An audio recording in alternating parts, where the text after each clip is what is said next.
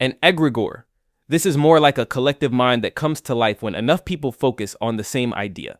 Think of it as a spiritual thought form, born out of shared belief, ritual, or emotion.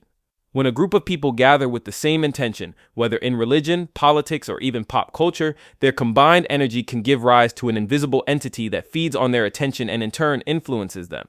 In occult traditions, secret societies like the Golden Dawn or Freemasons were said to have such entities, sustained by the loyalty and rituals of their members.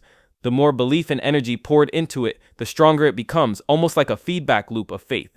The controversial twist is that this kind of creation doesn't have to be good. A collective obsession with fear, greed, or hate can just as easily give rise to something destructive that drives people toward chaos. In that sense, it blurs the line between psychology and spirituality. Are we just talking about group psychology, or does something more real come into being? So, unlike a transcendent God who creates the universe, an Egregore is a created God, born out of human focus and imagination.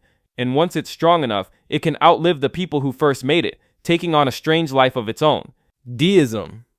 Deism imagines God as the cosmic watchmaker, the ultimate engineer who designs the universe, winds it up, and then lets it run on its own. This view became especially popular in the Enlightenment era, when thinkers wanted a God that made sense alongside science and reason. Instead of miracles, divine voices, or scriptures full of interventions, deists believed God revealed himself through nature and natural laws. Picture it this way. God sets the rules of the game, gravity, motion, time, but doesn't interfere once the game begins. No parting of seas, no burning bushes, no daily management of human affairs. Everything that happens unfolds according to the system he put in place. That's why deists often rejected organized religion and supernatural claims, arguing that true worship of God is to study the order of creation itself. This idea was both revolutionary and controversial. On one hand, it kept God in the picture for people who couldn't accept atheism. On the other, it stripped away the intimacy and miracles that traditional believers cherished. Figures like Thomas Jefferson and Voltaire were known for deist leanings, seeing God less as a father you pray to and more as a principle of reason and order behind the cosmos. In short, deism is the vision of God as the architect but not the landlord, the one who built the universe but doesn't come knocking at your door. It's faith without dogma, a God of reason rather than revelation. Apophatic God. The apophatic view of God flips the script. Instead of describing what God is, it focuses on what God is not. This is called negative theology. The idea is simple but radical. God is so far beyond human understanding that every word we use falls short. If you say God is powerful, that still limits him, because our idea of power is too small. So instead, apophatic thinkers say God is not weak, not finite, not limited, and strip away every imperfect description.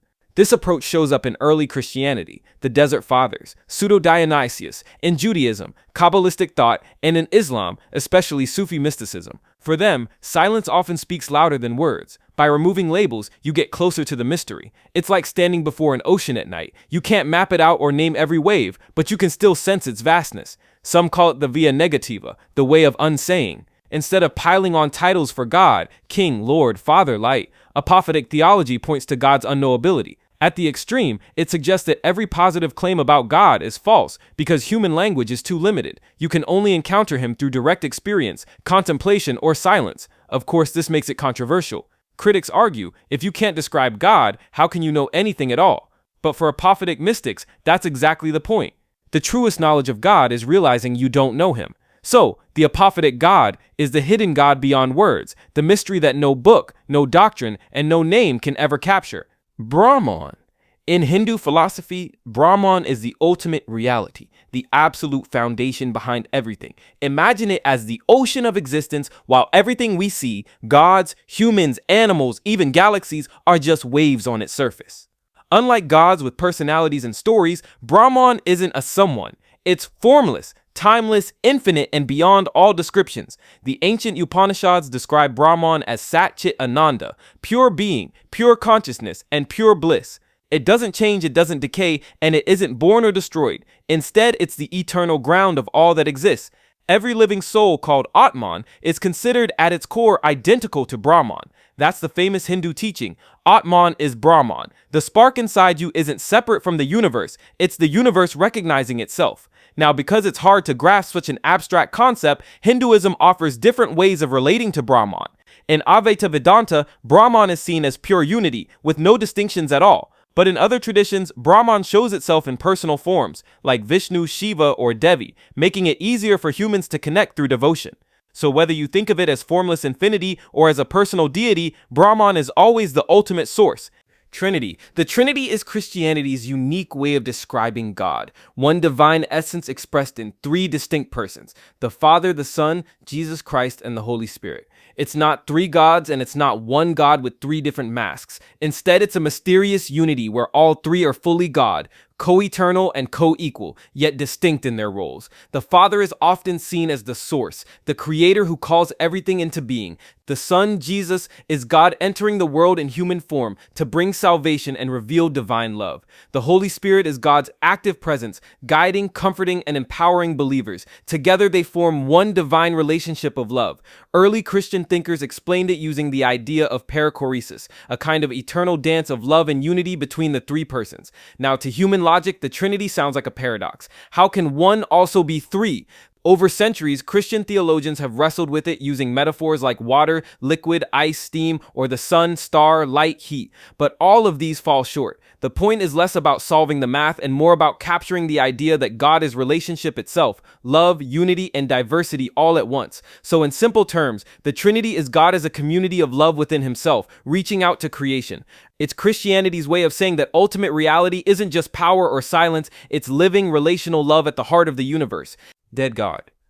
The phrase God is dead comes from the philosopher Friedrich Nietzsche, and it's one of the most misunderstood ideas in philosophy. Nietzsche wasn't saying that a divine being literally lived and then died. Instead, he meant that the traditional idea of God, the Christian God, as the foundation of truth, morality, and meaning in Western society, had lost its power. For centuries, people looked to God as the anchor for right and wrong, purpose and order. But by the 19th century, science, rationalism, and secular thought were chipping away at that foundation. Nietzsche's dramatic phrase was like holding up a mirror to society and saying, look, we've stopped living as if God is real. We killed him through disbelief, through modern thinking, through replacing faith with reason. But Nietzsche didn't celebrate this as pure freedom. He also warned that without God, humanity risks falling into nihilism, a sense that nothing matters, no values, no purpose, just a void. His challenge was, if God is dead, what will we build in his place? Will we collapse into despair, or will we create new values, new meaning, and rise as overmen, Übermensch, who shape life with courage? So the dead God isn't about atheism being right or wrong. It's about the crisis that comes when the old framework of belief collapses. It forces the question, can humans live without leaning on a divine authority? And if so, what comes next? Modad. Picture the modad as the ultimate starting point of everything. In Neoplatonism, it's called the One, pure unity, totally beyond description. It doesn't have a face, a voice, or emotions. It's not a being like Zeus or Yahweh.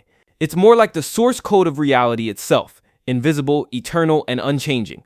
From the modad, reality flows outward in layers. First comes the realm of pure thought, nous, then the world's soul, and eventually the physical universe.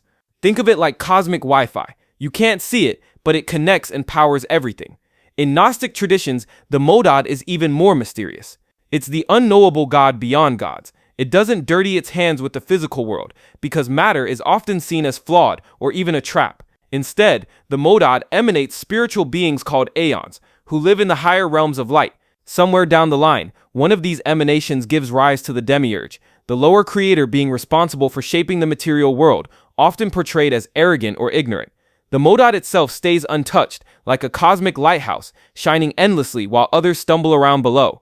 For seekers, the goal isn't worshiping the modad in a traditional sense. It's about returning to it, reconnecting with that pure unity beyond illusion. It's the idea that, behind the noise of everyday life, there's a single perfect silence at the heart of existence. Yahweh. In the Hebrew Bible, Yahweh is the God of Israel, personal, covenantal, and deeply involved in history. Unlike abstract concepts like the monad or Brahman, Yahweh reveals himself through words, actions, and a relationship with his people. His name, often translated as I am who I am, from Exodus 3 verse 14, points to his eternal, self-existent nature, a God who simply is. Yahweh is both transcendent and immanent. On one hand, he is the creator of the heavens and the earth, beyond human control or imagination. On the other, he is the God who hears prayers, delivers the oppressed, and enters into covenant, first with Abraham, then with Moses and the people of Israel. He gives the Torah, a divine law meant to guide people into justice, holiness, and right relationship with Him. Throughout Jewish history, Yahweh is portrayed with many facets: a mighty warrior defending his people, a judge demanding justice, a shepherd caring for his flock, and even a loving parent.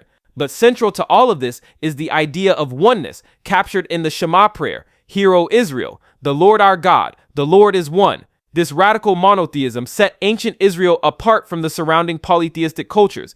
What makes Yahweh unique is His insistence on a covenant relationship, a two-way bond, where God promises faithfulness and His people are called to loyalty and obedience. He's not just a distant deity, but a God of story, law, and history, shaping the destiny of a community through time.